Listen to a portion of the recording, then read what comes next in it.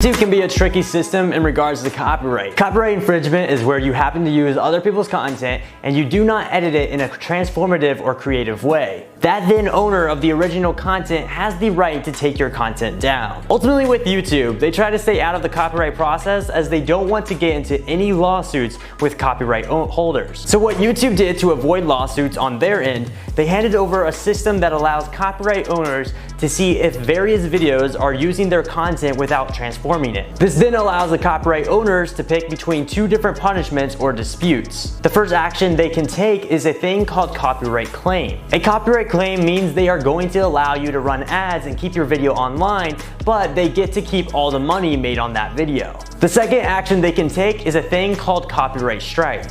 Copyright strikes is when they can shut down your entire YouTube video. Now, what makes it even worse past that is if you end up getting 3 copyright strikes, your entire YouTube channel gets taken down and deleted. So ultimately, how do you combat these copyright owners in a legal and fair way to use their content and help make yours look better? That is what we will be breaking down in this video. The first thing we need to cover is how to legally take other people's content. So here's a list of things you cannot do when taking other people's footage for your own videos. Number 1, you cannot make a compilation. Now, compilations are a bunch of video clips all meshed together to make one video. YouTube hates this and will not allow it to get monetized on their platform. And even if you did happen to get it monetized on the platform, most likely the copyright owners of that original work will end up taking all of the revenue for themselves. Number 2, you cannot use more than 20 seconds of footage from an original clip. This means if I go on YouTube, download a video, then use a full minute of footage from that original video on mine with no edits, that would be against YouTube's copyright policy. Okay, so now here is what you can and should do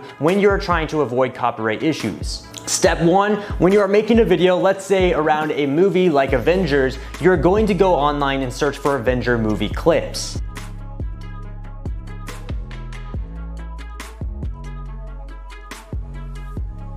Step 2, what I then do is I download the video on YouTube. The link to download videos will be down below in the description of this video. Step 3, I will then go into my editing and cut the content down to 20 seconds max. I don't want to use any more footage of that content just in case. Step 4, what I then do is I will cut out all the audio of that clip and I will put my own commentary audio file onto the editing program.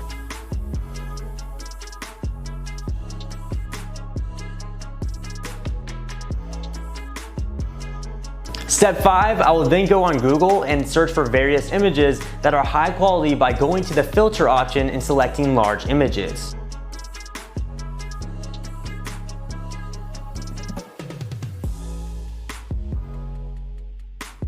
Step 6, after downloading several of those images, I will then insert them into the video editing program too. The goal is to mix it up with images and video clips. You don't want to only have video clips, you want to have a good combination of a 50-50, images and video clips. Step number 7, I will then go to each one of those images and do a slow pan in or out effect. Now I'm currently using Adobe Premiere Pro to edit this video, but these abilities should be in most editing softwares.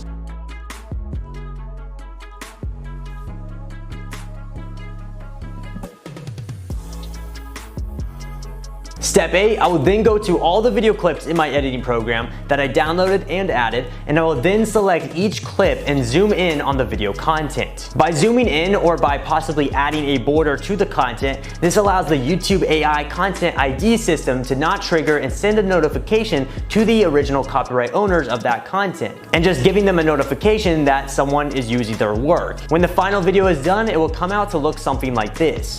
Wake up in the morning!